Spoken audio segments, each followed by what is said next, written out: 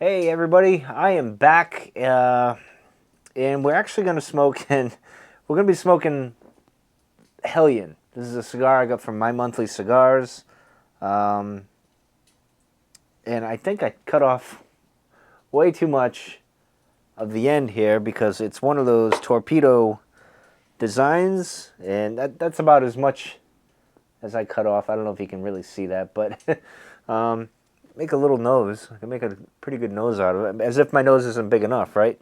But in any case, I cut a little too much off, but oh well. The smell's pretty good. I think I'm going to take, well, should I leave the label on for now? I don't know. We'll see. Maybe I'll take it off. We'll cut it. See if I can. Oh, cutting the cigar. There we go. There we go. Very good. Perfect. The Shed of Solitude knife came in handy there. It's funny because maybe it's there we go. I don't want it to catch in the heater there. Maybe it's been like 100 years since I've used this, my cutter, my V cutter here. I haven't used this in like, has to be at least 6 years. I like punching a hole in and doing it that way. And typically I take the hole punch. The hell is that?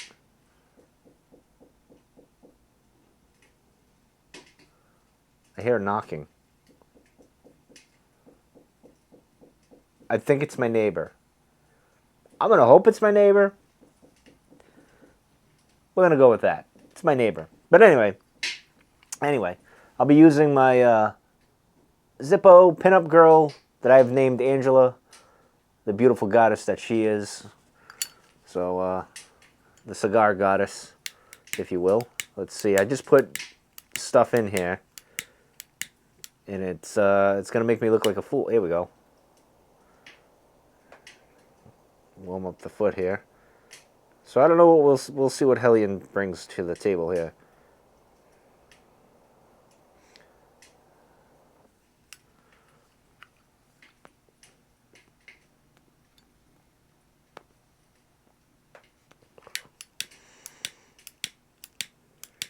You know what the problem is? I just put butane in, so it's cold. There we go. Yeah, of course. So maybe we'll do this. This is unorthodox. I don't recommend this.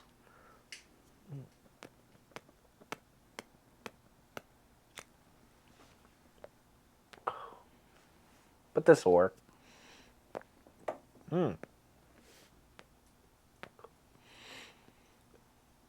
Bit of a spice to it. Of course, my perfect, where the hell did I put? Oh, there she is. There's the lighter. She's not on fire. I'm gonna have to turn her on here. Come on, Angela. There we go. Now you want to work. I'm like butchering this cigar.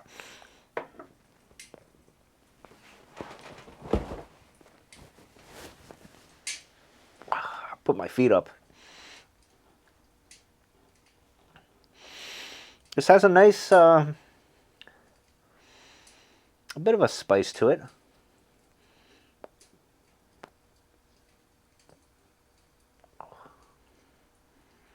Not bad. Anyway, what I want to talk about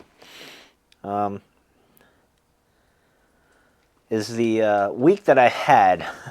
I had to put my stoicism into practice. I really had to dig deep this week. As I mentioned in the other video, I'm in a position of being a mid-level supervisor, so to speak, and I'm running the office now. And I had to be the bad guy, which is a position I'm not big on. I'm not a guy that likes to tell people what to do, how to live their lives, or any of that type of sort of thing. I'm like, I usually let you do you, and I'll do me, and whatnot. But when you're at work, getting paid to do the job, you got to be a jerk sometimes, and it's not something I like to do. So I had to detach myself from those kind of emotions. Not detach, but like kind of put them in perspective and keep them at bay from creeping up on me. I didn't like, you know, it's like Marcus Aurelius says, when you wake up in the morning, you're going to face uh, ungrateful people, grateful people, blah, blah, blah, people using you and all this other stuff. Very much paraphrasing there. I'm not really quoting right off the top of my head. I'm no, right off the top of my head, I'm not that great at plucking quotes right out of my head. But more or less, I had to remember that, you're going to encounter these types of people, and I've always encountered them. But this week was tough because it was like right in my face. So I had to tap into that, and I had to kind of just not let that angry side of me get the better of me. I had to kind of put it in perspective, just kind of keep everything at bay and work through it, right?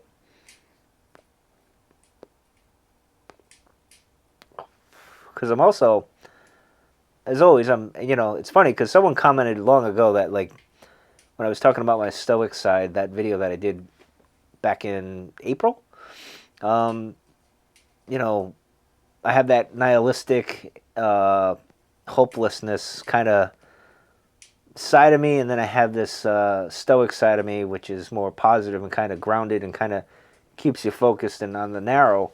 And sometimes they conflict, but they had mentioned that they kind of go hand in hand, and he's kind of right, because you see some quotes from Marcus, my buddy Seneca, Epictetus, and all that Nietzsche was saying as well. So it's interesting because Nietzsche didn't like Stoicism all that much. So I was a little I've been in my funk, as I said last week, on last weekend's video, and this just didn't help. Right, I was in that frame of mind of feeling like I don't know, just kind of lost. So I had to kind of recenter myself and put things in perspective. And then, of course, I got my coins at work. Memento mori. I could die at any moment, and all this nonsense is just nonsense at the end of the day. And then premeditado malor. Well, I forget the hell what it is, but it means prepare for the worst, basically.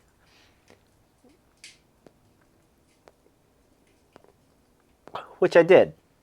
I prepare for the worst case scenario happening, and people having well, they're not a big fan of me, so I get it. I'm like, I really don't have a problem if people don't like me.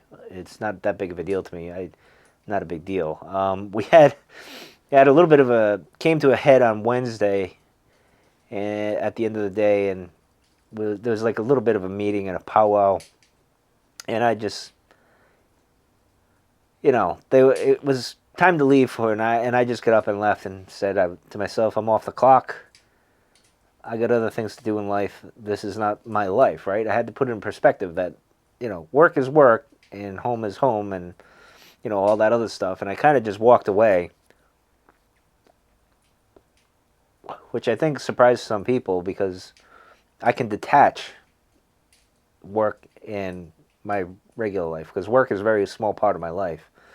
And I think that shocked a lot of people because I go into work like an hour early before I get paid to get things done, because I like quiet, solitude, and it's kind of my time. I know I'm off the clock and I'm not getting paid for it, but I like to get things in order. I like to be prepared. I like to get up early and do things, even though I'm really not a morning person. But long before I got into Stoicism, that whole thing, get up at 5:30 or 4 o'clock in the morning, happened. I had to get up because my dog, I had to take him out in the morning, and then I just started my day. And then on top of that, I used to want to leave work early. And this sounds really trivial and stupid, but the place I used to work at, we moved. We used to be in downtown Providence. Finding a parking space was a nightmare. So I would go in early just for a parking space for my Jeep because I didn't want my Jeep to get hit or dinged or anything like that. Which sounds very vain, and it's not so stoic right there. But now I go in because I want to work, get things done, relax, warm up to the day. So when people come in at 8:30, I'm not a complete monster. Because if I woke up and just went to work right off the bat, I'd probably be not so pleasant. Although they think I'm at work, they think I'm very, I'm kind of known as an asshole in a way. But that's because I keep things at bay. We're coworkers. We're not friends. I'm friendly with some people, but most people I just kind of keep at arm's length. And not that these people are bad. They're good people. It's just work-wise, I like to keep that buffer, really. But I do that in life anyway. I kind of keep that buffer with everybody. But I got through it. I kept those emotions in check. I didn't let them get the better of me. And then the next day, it's funny because I didn't lose any sleep over this. I slept like a baby that night. That wasn't a problem. I wasn't dwelling on it, but you kind of keep it in order. All right, that's work. Things didn't go so well today. Tomorrow's a new day, and I went in and some of the coworkers. It wasn't a fight or anything. It was just a slightly heated. I don't want to call it a debate, but like conversation. We'll say that, and. As one of them said to me, they apologized, and I said, "There's no need to apologize. It's okay. I don't." As I told them, I don't take offense to it. I get the situation where we're both in, really, and it's nothing personal on either end, to be honest. That was yesterday. Today is today. We made it through the night. We woke up. We're here today. Let's make the best of this. So I put it all behind. I don't hold on a grudge. I told them. Holding on to a grudge is pretty wasteful of energy. It's energy I'm not gonna exert, so to speak. So it's a new day, and today turned out pretty good. Wasn't bad. Pretty relaxing day. Things got done. Had our little laughs and giggles every now and then, but for the most part, it was tranquil, which is what I want, and it went well, and I'm happy for that. It was a bumpy week, but the one thing that really set me off this week, I didn't plan this, I'm not one for traffic, let's just say that. If I'm in traffic, that's usually when my inner Sith, the dark side of me, comes out. Traffic is, well, let's just say I'm more of a defensive-aggressive driver, if that makes sense. But I was getting on the exit, and we were merging onto the highway, and this guy, how when you're merging onto an exit or an on-ramp, if you will, and it's backed up, and then people in the other lane are trying to cut in, they go all the way to the end, and then just kind of last minute duck in, and this guy did that, and that really goes up my you-know-what. I hate that. It's like, who the hell do you think you are, If you'd been nice about it, like further back, I would have let you in or whatever, but anyway, we got on the, he kind of cut me off, and he kind of came in there. But the worst part of it was, he's this dude, he was rolling coal, as they say. He had this diesel exhaust that was puffs of black smoke he'd get on it, thinking he's something special, some kind of redneck or something. I don't know what his deal was, but he was thinking he was Mr. Cool, I guess. But the worst part of it all was, we're on the on-ramp, and he just throws out this bag of McDonald's fries. And I'm sitting there like, wow, you really are a piece of shit, man. What kind of life do you have to be, like, thinking you're something special in your big truck, puffs of exhaust coming out, and throwing trash on the side of the highway like that, like you don't care about anything. And I'm like, well, I have a better life than this guy, because I can imagine, psychologically speaking, I was breaking him down as I was driving. And I'm like, well, you got issues. So he kept driving, and he's, getting on his exhaust, so people have to breathe in his crappy exhaust, his smoke and stuff. I'm like, wow, you really are something. So that kind of, but I ended up laughing because I'm like, he's the guy probably with the more problems than you could shake a stick at So I laughed, but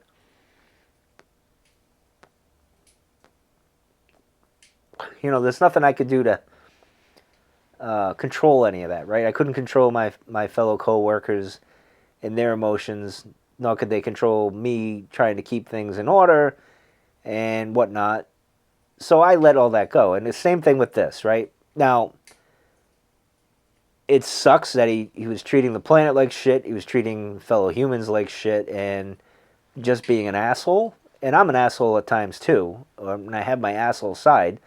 As I've mentioned last video with the being stuck, well, not even that. Before that, I've mentioned it, where, I always think of Bob Ross, where he's like, I was in this position, I was an asshole for so long, and I didn't want to be an asshole anymore. And for a long time in my life, most of my adult life, I was an asshole. I was bitter, angry, you name it.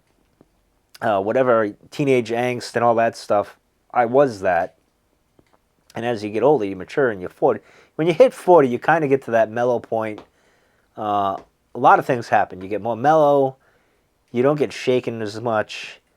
You kind of, you just deal with life a little bit better, for the most part.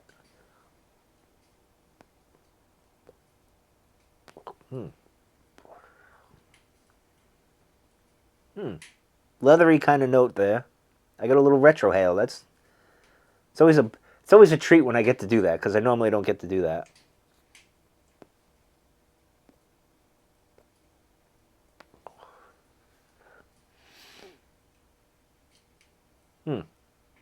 Very good. So I kind of mellowed out and going on this journey of bettering myself. I think most of us men in our 40s kind of start to do that. Hopefully, if you're a young man now, kind of figure that shit out now if you can. It'll benefit you, trust me. You don't want to be a bitter, angry guy in your youth. It really goes nowhere. It's a waste of energy and time.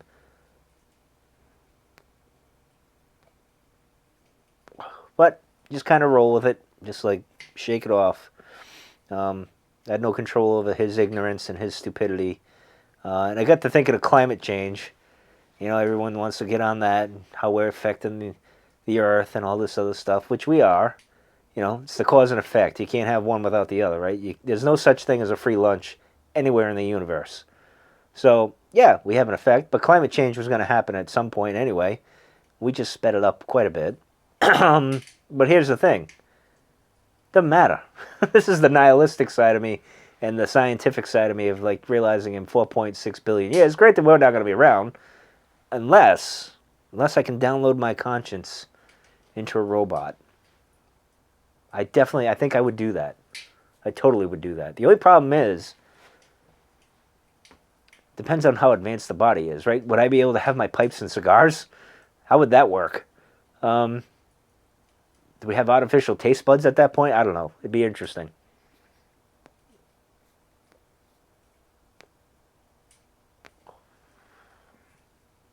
But anyway, I don't see people protesting plate tectonics, because the continents are all going to merge into one in about a billion years or so. And what are we going to do with all our treaties and borders and all that stuff? I don't see anyone talking about that. I don't see anyone mentioning how it's futile. Isn't that the Star Trek thing? Resistance is futile, right? Because the Earth is going to be fried to a crisp or disintegrated completely when the sun turns into a red giant. So what's the point of all of this, right? Then that's when my nihilistic side creeps in, and that's when I get in my, the whole absurdism side of me as well with Camus. I think of life is what you, and that kind of saves me. It's funny with absurdism, because I get into the nihilistic, no hope, no nothing. It's kind of bleak and all that, and then I think of Camus and his, life is pretty much what you make it, so make it a good one in a way, really, right? At the end of the day, it's kind of like what Doc Brown said, And right here, this is the meaning of life for me, right here. A cigar or a pipe, sitting in the shed, talking to all of you, right? That gives me meaning. Granted, it's really, on the grand scale of things, really not that significant, but it is to me, and that's what matters, right? So I was able to center myself. I guess that's the whole point of this video. So I had a sprinkle bit of stoicism, some nihilism for perspective, and then back to absurdism to spin it in a positive that, like, I'm here now, kind of enjoy life and make it worthwhile, and don't worry about the stuff you can't control and all the negative stuff. You just got to roll with it.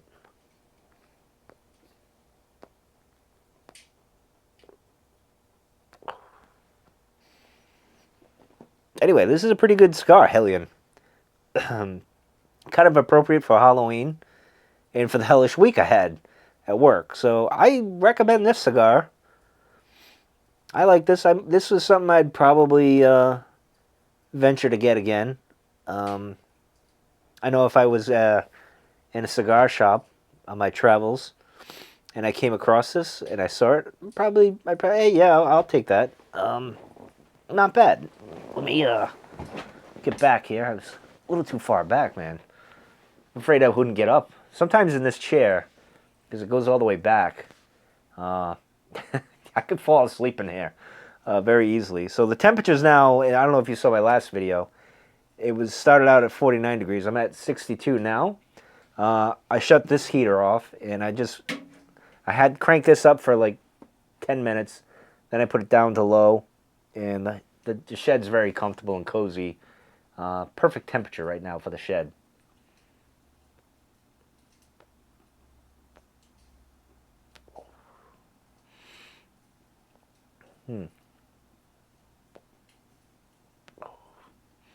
So how do you guys cope with, what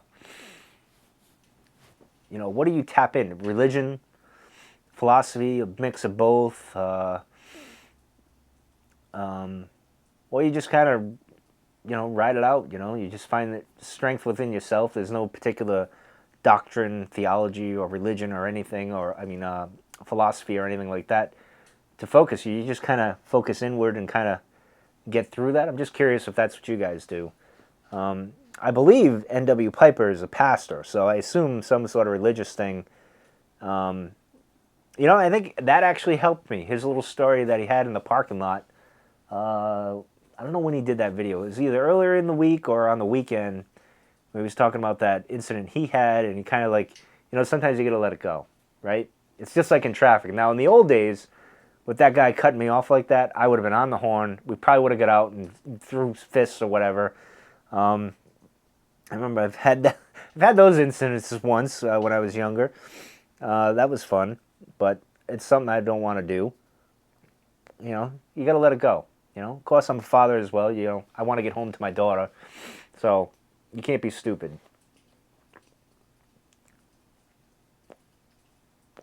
But subconsciously, I think his little story kind of popped into my head too, and he's like, and you just think to yourself, yeah, let those things go. It's not worth it. Again, it's just like holding on to the grudge, right? Like I could have held on to them being upset with me and not being happy with me, but it's a waste of time and energy. Same thing with the dope who was in a rush with his shit box of a truck to get to wherever he was going. Wasn't worth time and energy.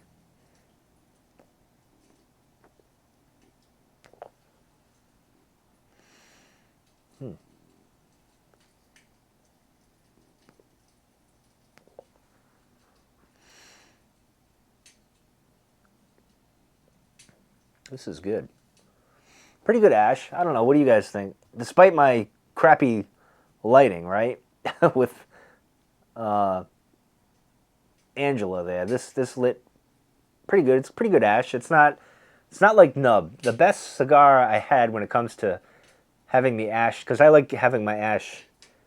I don't know. It's like a challenge with me. I like to have my ash go as long as I can with it, and nub is the only one that I can get pretty far. The others kind of course, if you light it kind of cockeyed, I think that plays an effect in it, and it kind of just will fall off or whatever.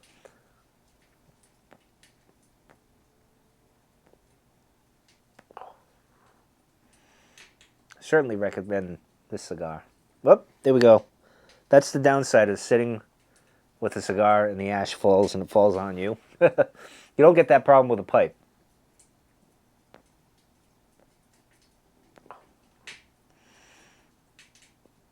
I know one thing with my subscription box that I have.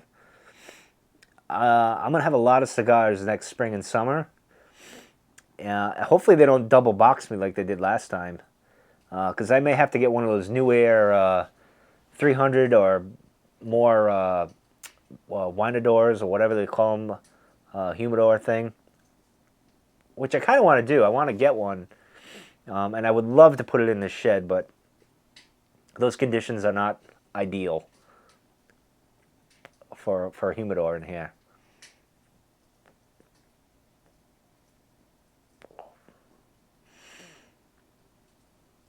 The other thing that kept me going through this week was knowing, and I mentioned in the last video, is that I got my little corner of the universe, or spot in the universe. There's really no corners in the universe when you think about it, right? Even though there's a corner of the shed, it really isn't a corner.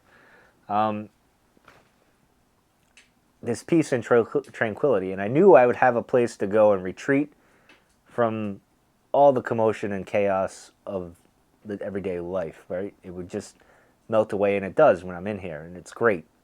So I had that too. So like, as these stressful things are happening at work, or these little goofy situations with the car, it's just like last week when I went to go get the rat traps, or the week before, and they're doing inventory, and I got aggravated, and I walked away.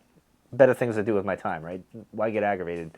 Type of thing. I knew I had this place to retreat to, and things will be centered. So when you're in those moments, I know I think of the shed of solitude, and it focuses you. Like, all right, yeah, okay, this isn't pleasant, but I know I'll be going home soon, and I'll be in the shed, and I'll be great.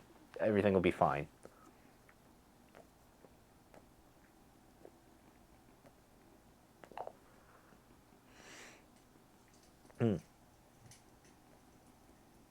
Anyway, I'm going to end this video. I've gone a little long. This is one of those longer than it should be videos, but it's Friday night. I'm relaxing after a long, crazy week. I just had a pipe a little while ago, made a video. I'm feeling good, feeling better, more focused and centered. And I just wanted to share with you guys. I'm curious what you guys do to let go of that anger. Because a lot of people, I imagine, that are watching this channel are my age or older, and kind of, just kind of know how to focus their time and energy and anger at this point in their life. And it maybe has something to do with pipe smoking too. Since I began pipe smoking, you learn to pace yourself, calm yourself, relax. And I think that's important. I think pipe smokers are the most relaxed people you'll ever come across. And judging by the YTPC, probably the most kindest people I've come across. And of course, I'm smoking a cigar as I talk about pipes, but cigars as well.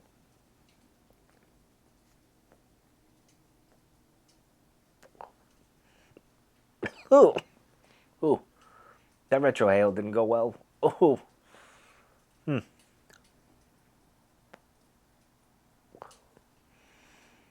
All right. I've taken up your time long enough. I thank you. I appreciate you. And I will see you guys hopefully tomorrow. It is Halloween weekend, right? So I'll be doing something. I don't know what. But anyway, take care. Be kind. And keep yourself centered. Don't give in to anger and hate and all that other stuff. And I'll see you guys soon.